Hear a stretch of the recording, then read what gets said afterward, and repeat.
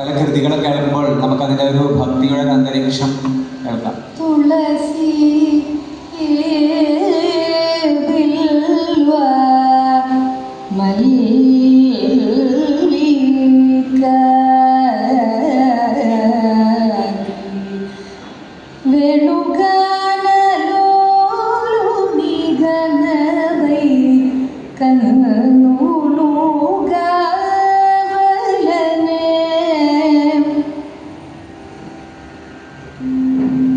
പിന്നെ കേദാരകുള നമുക്ക് അധികവും വീരം രൗദ്ര രസങ്ങൾക്ക് ഉപയോഗിച്ചതായിട്ടാണ് ധാരാളം കാണാം.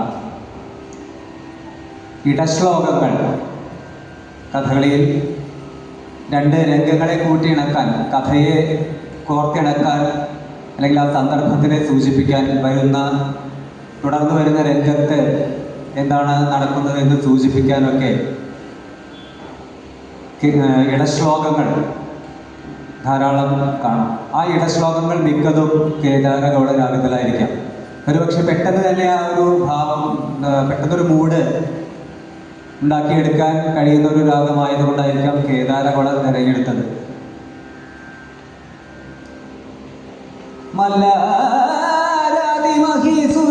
പൃഥുകഭാണ്ഡത്തെ ഗ്രഹിച്ചു ബലാൽ കല്ലും നെല്ലും ഇടയ്ക്കണഞ്ഞ ചിപിടം വേഗം ഭുജിച്ചേടിനാൽ ഉല്ലാസത്തോടു പിന്നെയും നശിച്ചിടുവാൻ കല്യാണാങ്കിരമുരാന്തകരം മെല്ലെ പിടിച്ചേടിനാൽ. ആ സാഹിത്യത്തിനെ കൊണ്ടുപോകുന്ന അതിനൊരു മീഡിയം അംശ കേദാരഗൗള രാഗത്തിൻ്റെ ജീവസ്ത്രങ്ങളിലൂടെ മാത്രം ഒരു ചെറിയൊരു ആലാപനം. അങ്ങനെ നിരവധി ഉദാഹരണങ്ങൾ കേൾക്കാം. മൂഢമതേരണനാടകമാടുക പടച്ചത കീട, മൂഢമതേരണനാടകമാടുക പടച്ചത കീട, ഒളിച്ചു വന്നു നോക്കളെ തെളിച്ചു കൊണ്ടുപോകാതെ വിളിച്ചെത്തു വട കളിച്ചിടണമോ നടക്കളത്തിൽ നമുക്ക്, കളിച്ചിടണമോ നടക്കളത്തിൽ നമുക്ക് വിളിച്ചിടുന്നിതാവിനെ വളരനകം, വിളിച്ചിടുന്നിതാവിനെ വളരനകം. ഇങ്ങനെ യുദ്ധപദങ്ങൾക്ക് വീരം രൗദ്രത്തിനൊക്കെ കേദാരഗൗള ഉപയോഗിച്ച ഉദാഹരണങ്ങൾ ധാരാളം.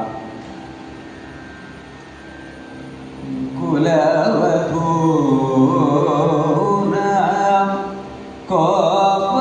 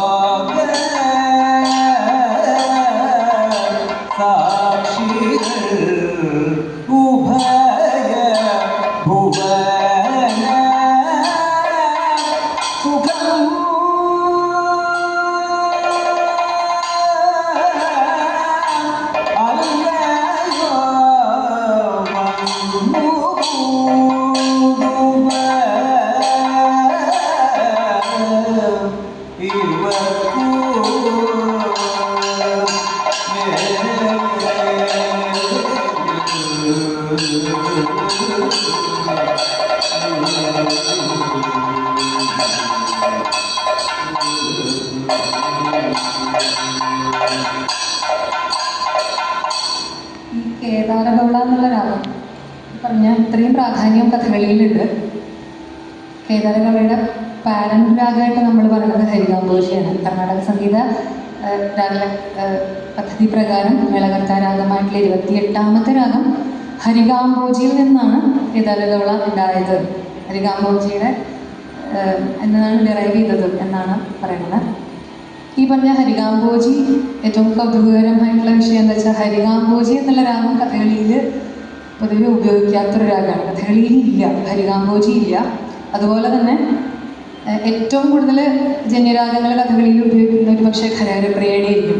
ശ്രീരാഗം, മധ്യമാവധി തുടങ്ങിയ ഒരുപാട് രാഗങ്ങൾ കഥകളിയിൽ, ഒരു ആട്ടക്കഥയിലൊന്നും ഇതില്ലാത്ത രാഗങ്ങൾ ഉണ്ടാവില്ല, മധ്യമാവധിയൊന്നും.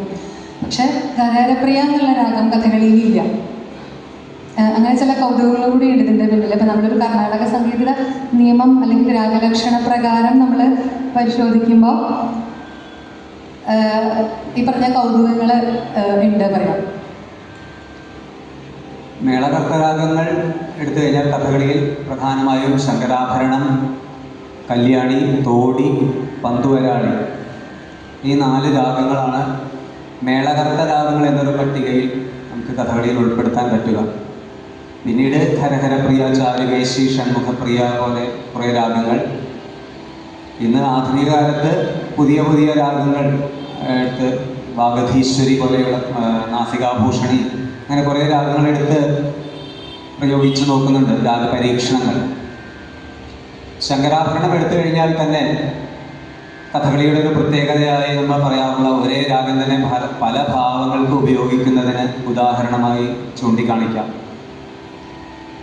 അപ്പോൾ അവിടെ പലപ്പോഴും നമ്മൾ പറയുന്നത് രാഗത്തെക്കുറിച്ചാണെങ്കിലും താളത്തിനും സാഹിത്യത്തിനും ടെമ്പോ എല്ലാറ്റിനും അതിൽ ഭാവത്തെ സൃഷ്ടിച്ചെടുക്കുന്നതിൽ പങ്കുണ്ട് എന്ന് കാണാം. ശങ്കരാഭരണം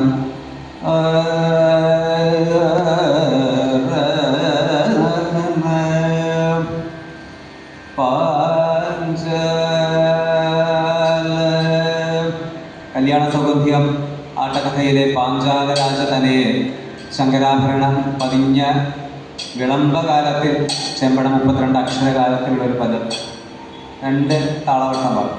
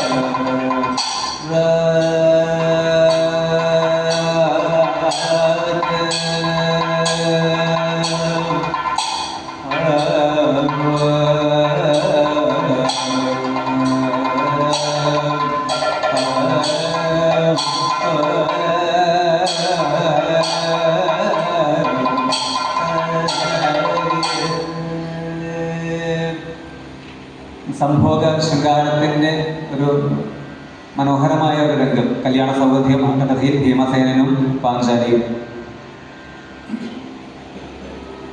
ഇതേ രാഗം കാലകേയോധം ആട്ടകഥയിൽ സലജോഹം, അവിടെ വീരത്തിൻ്റെ ഒരു ഉദാഹരണമായി പറയുന്ന ഒരു പദമാണത്. വീരരസം, അർജുനൻ ആ വീരഭാവത്തിൽ പാശുപതാസ്ത്രം ലഭിച്ച് വീരഭാവത്തിൽ ഇരിക്കുന്ന ഒരു അർജുനന്റെ പദം.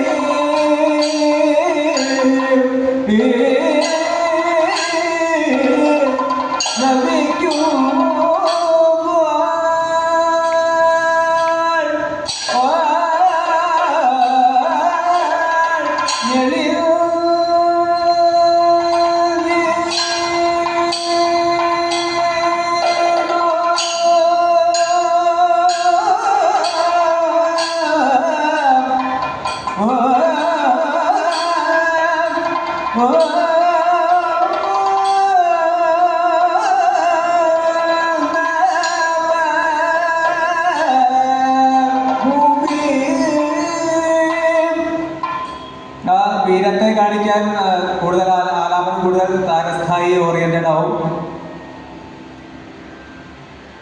ചിലരത് കേൾക്കുമ്പോൾ ഞെളിങ്ങിയിടുന്നവർ, ആ ഞെളിങ്ങിയിടുന്നവർ എന്നൊക്കെ കാണിക്കുന്ന സമയത്ത് വീരത്തിന് കൂടുതൽ ഊന്നൽ നൽകുന്നത് ആലാപനത്തിനും കേൾക്കാം.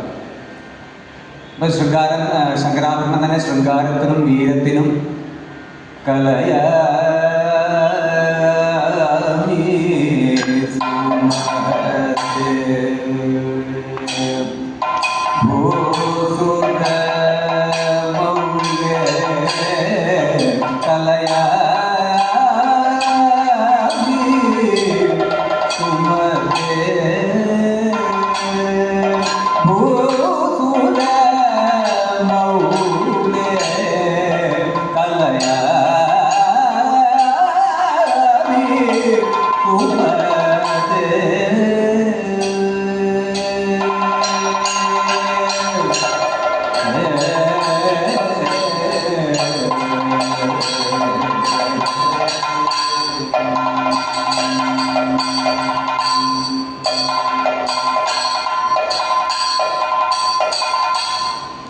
ഒരു സന്തോഷത്തിൻ്റെ ബഹുമാനവും എല്ലാം കലർന്ന ഒരു പദം.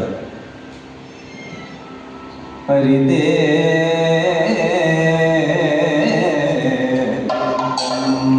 മതി മതി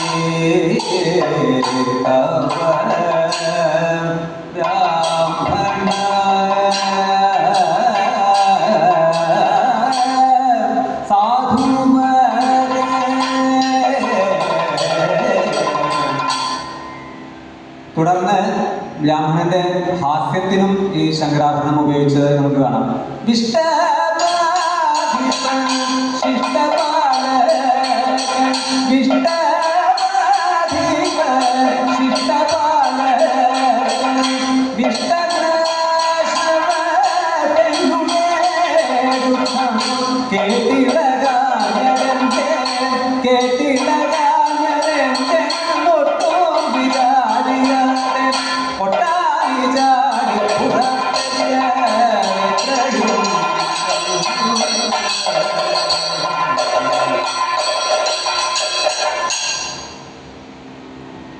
ഹാസ്യം ഇനി ദേഷ്യത്തിനാണെങ്കിൽ രൗദ്രത്തിനും ശങ്കരാഭരണം ഉപയോഗിച്ച ഉദാഹരണങ്ങൾ കാണാം.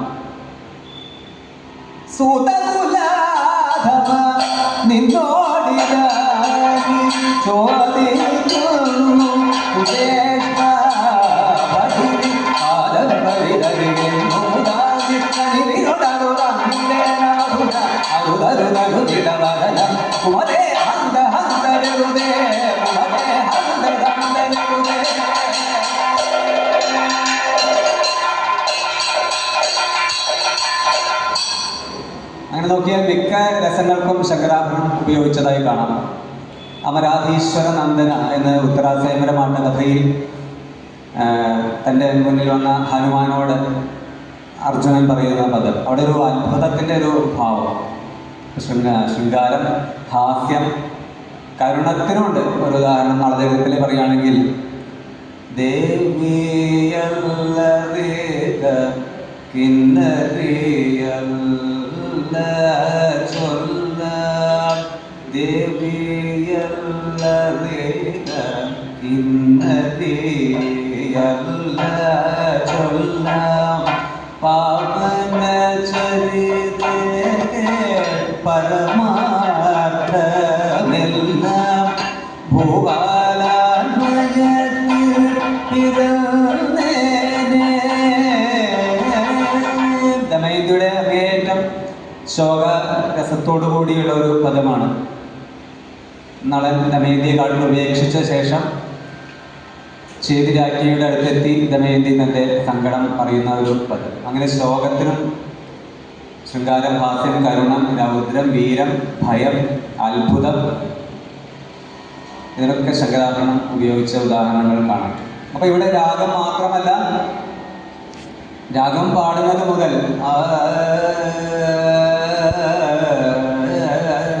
സൗഗന്ധിക മാട്ടകഥയിൽ പാടിയത്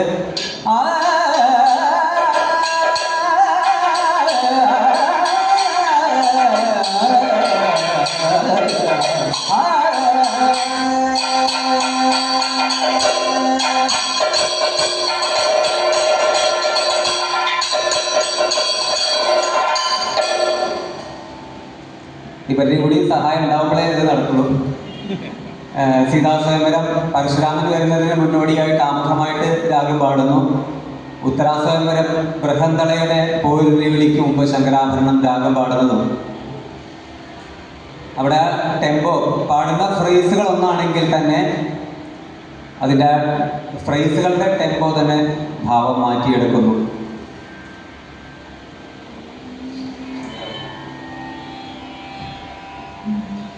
സാ നീ സദ നീ പ മ പ മ ഗ മ പ ദ നീ പ ദ നീ സ നീ സ നീ ദ പ ദ നീ സാ സ ദ പ മ പ മ ഗ രി സ രി ഗ പ മ ഗ രി ഗ മ പ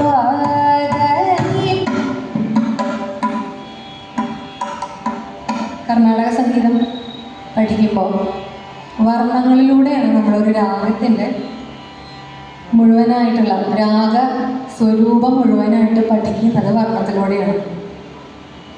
നമ്മളറിയാതെ തന്നെ ആ ഒരു രാഗത്തിന് എന്തൊക്കെ തരം ഗമകങ്ങൾ ഉപയോഗിക്കുന്നു, അല്ലെങ്കിൽ ഏതൊക്കെ സ്ഥായി വരെ സ്ഥായിയിലൂടെയൊക്കെ ആ രാഗത്തിന് സഞ്ചരിക്കാം, മന്ത്ര മധ്യതാര സ്ഥായികളിൽ ഏതൊക്കെ സ്വരങ്ങൾ വരെ രാഗത്തിലുള്ള പ്രയോഗങ്ങളുണ്ട്. അത്തരത്തിലുള്ള എല്ലാ കാര്യങ്ങളും വർണ്ണങ്ങളിലൂടെയാണ് നമ്മൾ സ്വായത്താക്കുക. അപ്പോൾ പൊതുവെ ഗമകങ്ങൾ എന്ന് പറയും.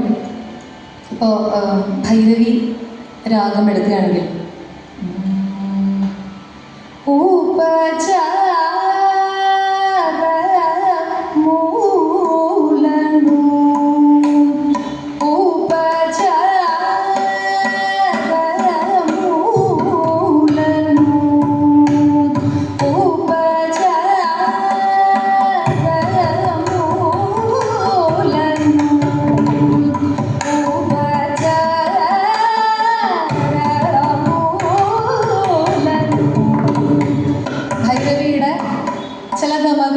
നമ്മൾ കൊടുക്കുന്ന, നമ്മൾ തമിഴിലൊക്കെ പറയണേക്കാം അഴുത്തം എന്ന് പറയും. നമ്മൾ ഗമകങ്ങൾ കൊടുക്കുന്ന ചില ഷെയ്ഡ്സ്, ചില എന്താ പറയുക, ചില ഊന്നലുകൾ, ചില ഗമകങ്ങളുടെ ചില ചാഞ്ചാട്ടങ്ങൾ, അതൊക്കെ ഭൈരവി, തോടി പോലുള്ള രാഗങ്ങളിലൊക്കെ നമ്മൾ ധാരാളം പ്രയോഗിക്കുന്നതാണ്. കഥകളിയിൽ ക്യാരക്ടർ അനുസരിച്ച് ഈ പറഞ്ഞ ഊന്നലുകൾ കൂട്ടുന്നതിന് കുറയ്ക്കുന്നതിനൊക്കെ ക്യാരക്ടർ ഒരു കാരണമാവാറുണ്ട്. ഇപ്പോൾ നളചരിതം ആട്ടക്കഥയിൽ ഇപ്പം ഈ പറഞ്ഞ ഭൈരവിയുടെ നല്ല ഭംഗി കാണിക്കുന്ന കുറേ ആട്ടക്കഥകളുണ്ട്. കീചകവത്തിലെ കണ്ടിവാർ കുഴലി പോലെയുള്ള പദങ്ങൾ, ഹേ മഹാനുഭാവ പോലെയുള്ള പദങ്ങൾ നളചരിതത്തിലെ തന്നെ കലിയും ദ്വാപരനും തമ്മിലുള്ള ഒരു സംഭാഷണ രംഗമുള്ള നളചരിതം 2-ാം ദിവസത്തിലെ പദത്തിൽ പൊതുവെ കേൾക്കുമ്പോൾ നമുക്ക് തുടങ്ങുമ്പോൾ തന്നെ ഭൈരവി ധാരാളം കേട്ടു പരിചയമുള്ള ആൾക്ക് ചിലപ്പോൾ ഇതിൽ ഹരഹരപ്രിയയുടെ ഭാവമാണല്ലോ നിൽക്കണേന്ന് തോന്നും. പൊതുവെ അങ്ങനെ ചില വ്യത്യാസങ്ങൾക്ക് കാരണം വരുന്നത് എന്താ വെച്ചാൽ ആ ക്യാരക്ടർ തന്നെയാണ്. വളരെ പരിഷ്കൃതനായിട്ടുള്ളൊരു, വളരെ റഫായിട്ടുള്ള ഒരു അങ്ങനെയുള്ളൊരു ക്യാരക്ടറാണ് ഈ കലി, ദ്വാപരനും ഒക്കെയുള്ള അങ്ങനത്തെ താമസ കഥാപാത്രങ്ങളാണ്.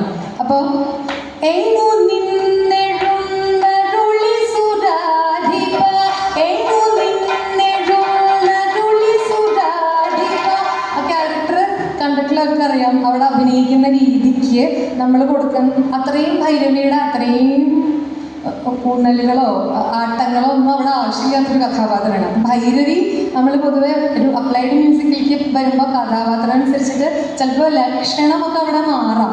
ലക്ഷ്യം പ്രധാനമായിട്ട് വരുന്ന അവസരങ്ങളിൽ ഭൈരവിയുടെ രാഗലക്ഷണം നമുക്കവിടെ അപ്രസക്തമായിട്ട് മാറുകയാണ് അവിടെ.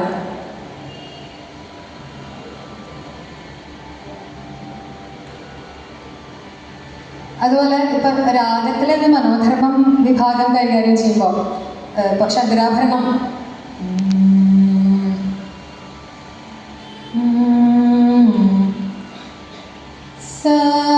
സമഗന വിനോദിനി ഗുണധാമ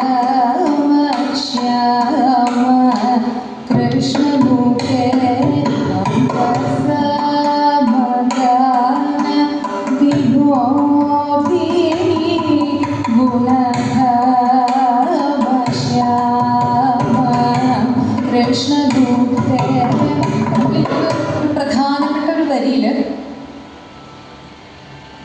അംബ സമഗാന നിലവിൽ ചെയ്യാം ഏറ്റവും ഒരു അർത്ഥപൂർണതയുള്ള അല്ലെങ്കിൽ അർത്ഥം കൊണ്ട് മനോഹരമായിട്ടുള്ള ഒരു വരിയിലാണല്ലോ നമ്മൾ സാധാരണ നിലവിൽ എന്നുള്ള ഒരു മനോധർമ്മ വിഭാഗം ചെയ്യാറുള്ളത്. സമഗാനം വിനോദിനി ഗുണധാമ ശ്യാമ കൃഷ്ണമൂർത്തേ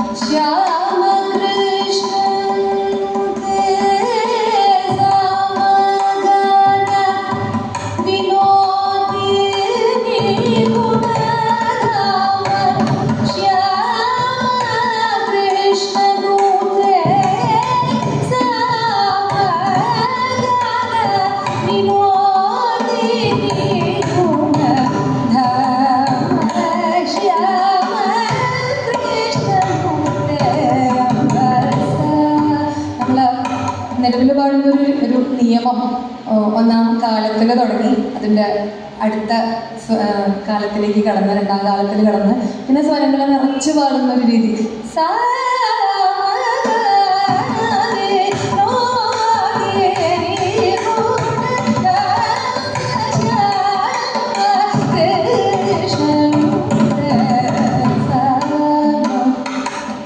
ഒരു നിയമം ഫോളോ ചെയ്തുകൊണ്ടാണ് നമ്മളവിടെ ഒരു നിലവിൽ പോലെയുള്ള രാഗത്തിൻ്റെ കൂടുതൽ വിന്യാസങ്ങൾ അല്ലെങ്കിൽ ഭാവങ്ങൾ നമ്മൾ കാണിക്കുന്നത്. അപ്പോൾ ഈ ശങ്കരാഭരണം തന്നെ നമ്മളിപ്പോൾ കലയാമി സുമതയിൽ നമുക്കവിടെ പ്രത്യേകിച്ചൊരു നിയമം ഫോളോ ചെയ്തുകൊണ്ട് പാടാൻ പറ്റില്ല. ആ നടൻ എന്താണോ ചെയ്യണത്, നടൻ ചെയ്യുന്നതിനനുസരിച്ച് നമുക്ക് ഈ പറഞ്ഞ ഭാവങ്ങളൊക്കെ ഇടകലർത്തി ചെയ്യേണ്ടി വരും ചിലപ്പോൾ. അപ്പോൾ പൃഥ്വി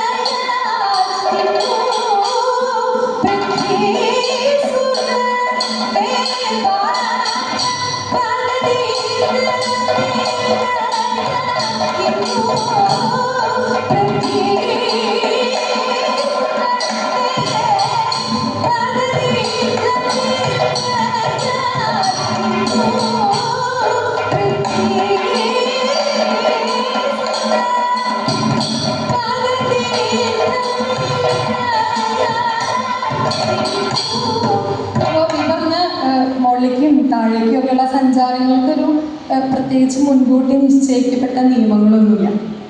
അപ്പോൾ ഭാവസംഗീതം ആയതുകൊണ്ട് തന്നെ നമുക്കങ്ങനെ പ്രത്യേകിച്ചൊരു നിയമത്തെ ഫോളോ ചെയ്തുകൊണ്ട് രാഗത്തെ നമുക്ക് ട്രീറ്റ് ചെയ്യാൻ പറ്റില്ല എന്നുള്ളതാണ് ഒരു വ്യത്യാസം. ഇപ്പോഴും നടൻ്റെ മുദ്രകൾക്കും ചലനങ്ങൾക്കും അനുസൃതമായിട്ടായിരിക്കണം ആലാപനം. ഇപ്പം ഭൈരവി സൂചിപ്പിച്ചു, ഭൈരവി പോലെ ഒരേ രണ്ട് സ്ഥായികളിൽ പാടുന്നത് ഭാവത്തിനൊരു മാറ്റം ഉണ്ടാക്കുന്ന ഒരു ഉദാഹരണമായിട്ട് ഭൈരവിയിലെ രണ്ട് പദം പറയാം.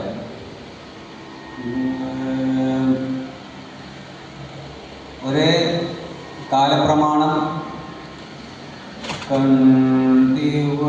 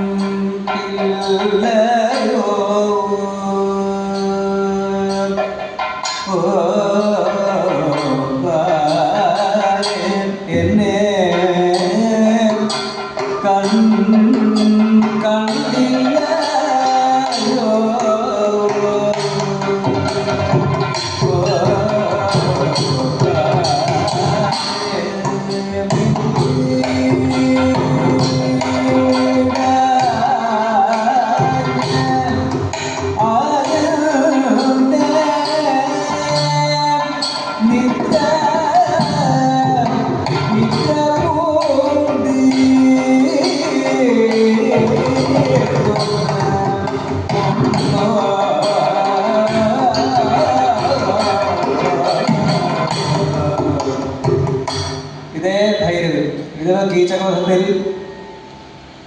കീചകൻ മാലിനിയെ പ്രതീക്ഷിച്ച് നൃത്തമണ്ഡപത്തിലേക്ക് വരുന്നതാണ്. ഒരു രാത്രിയാണ്, രാത്രിയുടെ ഒരു നിശബ്ദത ആ സൈലൻസിനെ സൂചിപ്പിക്കുന്ന രീതിയിൽ വളരെ താഴ്ന്ന സ്ഥായിയിലാണ്.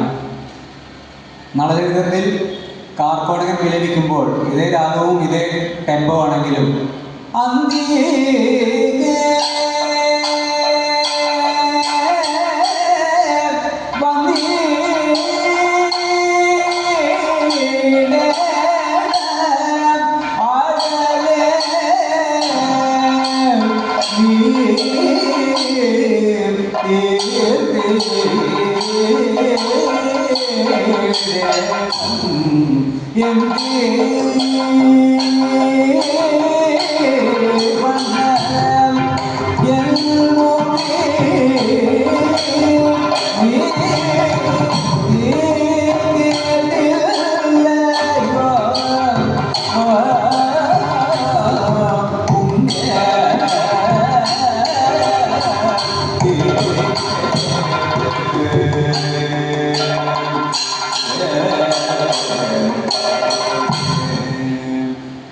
ഒന്ന് മധ്യസ്ഥായിയെ കേന്ദ്രീകരിച്ച് പാടുന്നു, മറ്റേത് താരസ്ഥായിയിൽ പാടുന്നു.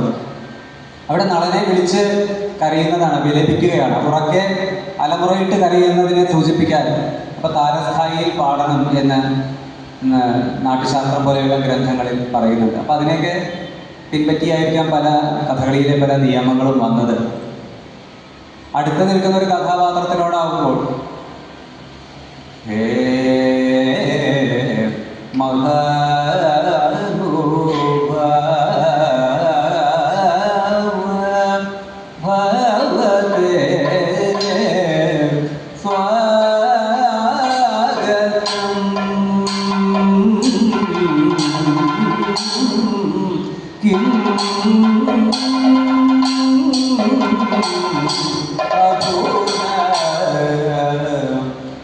ഇനി മറ്റൊരു ഉദാഹരണം ഷഹാന എടുത്തു കഴിഞ്ഞാൽ, കേട്ടില്ലേ ഭൂദേവന്മാരെ കേട്ടില്ലേ ഭൂദേവന്മാരെ ഭൂവൻ കാട്ടിലൊരു ായാട്ടിന്നു പോയപ്പോൾ കാട്ടിലൊരു ായാട്ടിന്നു പോയപ്പോൾ നല്ലൊരു പെണ്ണ് കിട്ടിപ്പോൾ നല്ലൊരു പെണ്ണ്.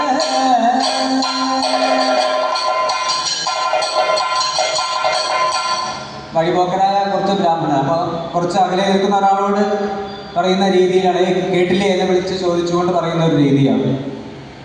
നല്ല മണി മൗലേ, ബാലിവധമാട്ടകഥയിൽ സന്യാസി വേഷത്തിൽ വരുന്ന രാവണൻ സീതയോട് പറയുന്നത്. അപ്പോൾ അവിടെ അടുത്ത് നിൽക്കുന്ന ഒരു കഥാപാത്രത്തിനോട് ആണ് പറയുന്നത്. അപ്പോൾ അതിൻ്റെ ഒരു സ്ഥായി മധ്യസ്ഥായിയിലാണ് അതിൻ്റെ ആളാണ്. നല്ല മണി മൗലേ കല്യാണി കാതരാക്ഷി, നല്ല മണി മൗലേ കല്യാണി കാതരാക്ഷി, വല്ലാതെ വനത്തിൽ നീ വാഴുന്നതല്ലേ, വല്ലാതെ വനത്തിൽ നീ വാഴുന്നതല്ലേ.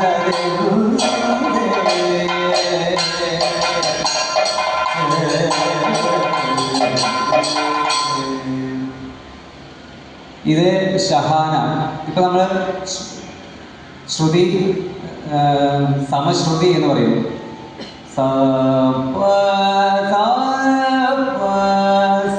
എന്ന നമ്മുടെ ഒരു ആധാരശ്രുതി, അതിനെ അവലംബിച്ചുകൊണ്ടാണ് നമ്മൾ പാടുന്നത്. ഇതിൻ്റെ ഒരു ആധാരശ്രുതി മാറ്റി മധ്യമം ആധാരമാക്കിക്കൊണ്ട് പാടുമ്പോൾ ഇതിൻ്റെ വേറൊരു കളർ ഈ ഷഹാന തന്നെ പോക പൂകാവിലെന്നു പുതുമധു പോക പൂകാവിലെന്നു പുതുമധു വലിയ നിർബന്ധ വാഴും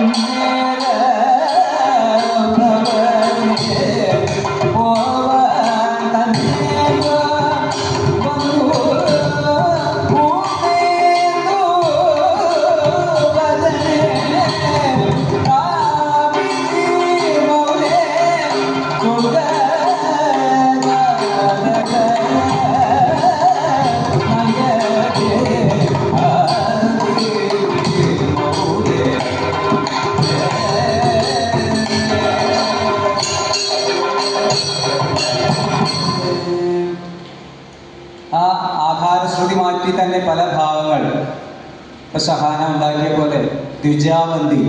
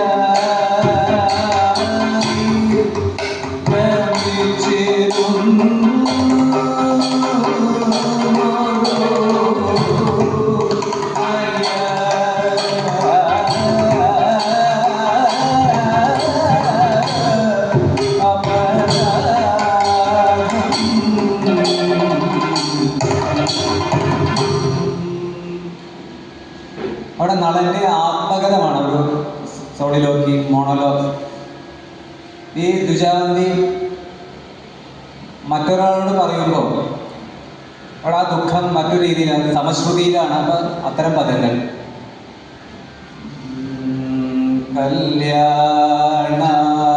കല്യാണാലയ വചം വല്ലഭ കേക മലാരി പ്രിയ സാരം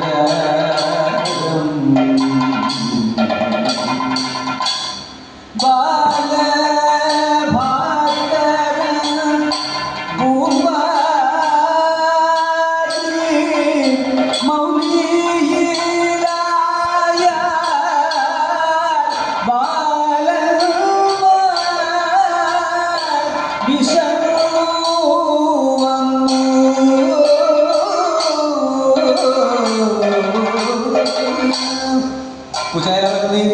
കുചേലനോട് നേരിട്ട് സങ്കടം പറയുന്നതാണ്. ദുഷ്ടനായൊരു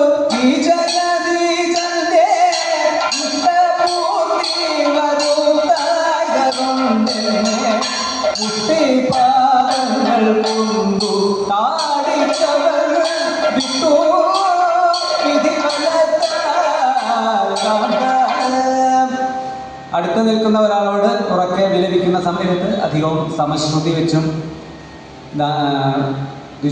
മറിമാൻകണ്ണി പോലെ സോളിലോക്കി ആയിട്ടുള്ളത് മധ്യമശ്രുതി വെച്ച് അതിൻ്റെ ഒരു പാടുന്നതിൻ്റെ ഒരു റേഞ്ച് മാറും. പുന്നാഗവരാളി ഇതുപോലെ ഉദാഹരണമായി കാണിക്കാം. ദാനവാരി മുകുന്ദനെ അലസത വിലസിതൻ, കുചേലവൃത്തത്തിൽ ദാനവാരി മുകുന്ദനെ എന്ന് കുചേലൻ്റെ ഒരു ആത്മകഥമാണ്. നളചരിതത്തിലെ അലസത വിലസിതം അതിനാൽ ഞാൻ ഉറങ്ങിനേൻ, ദമയന്തിയുടെ ഒരു ആത്മകഥമാണ്. ആരുമില്ല കേൾക്കാൻ. എന്നാൽ അതേ രാഗം ലവണാസുരകഥയിൽ ഹന്ത ഹന്ത ഹനുമാനെ, ബന്ധനസ്ഥനായി കിടക്കുന്ന ഹനുമാന്റെ അവസ്ഥ കണ്ട് സീത വിലപിക്കുന്നത്, കരുണാവാരിധേ കൃഷ്ണ സന്താനോപാലം കഥയിൽ ബ്രാഹ്മണ പത്നിയുടെ വിലാപം. ആ വിലാപങ്ങൾ മുമ്പിലുള്ള ഒരു കഥാപാത്രത്തിനോടൊക്കെയാണ്. അപ്പോൾ അത് ഉയർന്ന ശ്രുതിയിൽ അല്ലെങ്കിൽ സമശ്രുതിയിലും പാടുന്നു. രണ്ടും ഒരു ഉദാഹരണം പാടാം. ദാനവരി മുകുന്ദനേ സാനന്ദം കണ്ടീട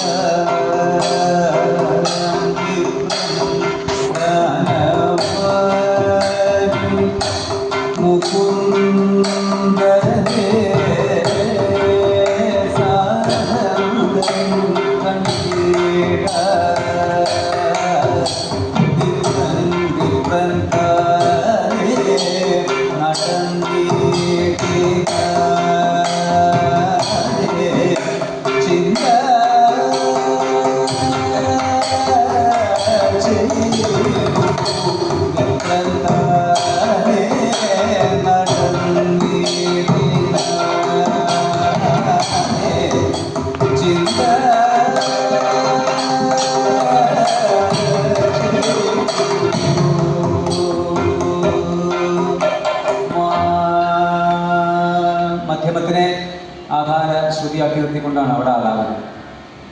അലസത വിലസിതം അതിനാൽ ഉറങ്ങിനേ അലമരം പരിഹാസ കലപികള അളവില്ല മമ ഭയം ആളിമാരും ഇല്ല നള നളിനാക്ഷ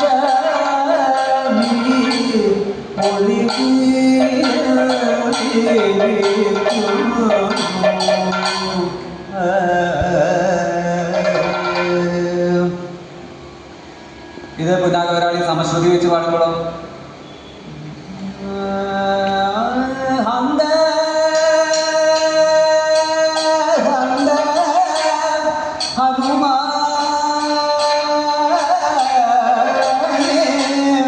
ബന്ധീത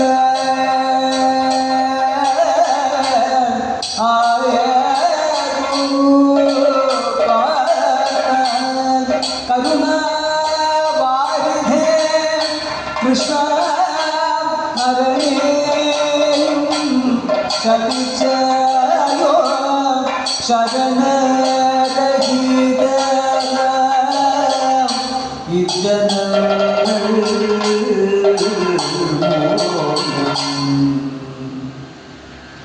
അപ്പോൾ ശ്രുതി ആധാരശ്രുതി വയ്ക്കുന്നത്, ആധാരശ്രുതി മാറ്റുന്നതും പല ഭാവങ്ങൾ ഉണ്ടാക്കിയെടുക്കുന്നതിന് അവലംബിക്കുന്ന ഒരു തന്ത്രമാണ് കഥകളി. സ്ഥായി ശ്രുതി, എൻ്റെ താളം.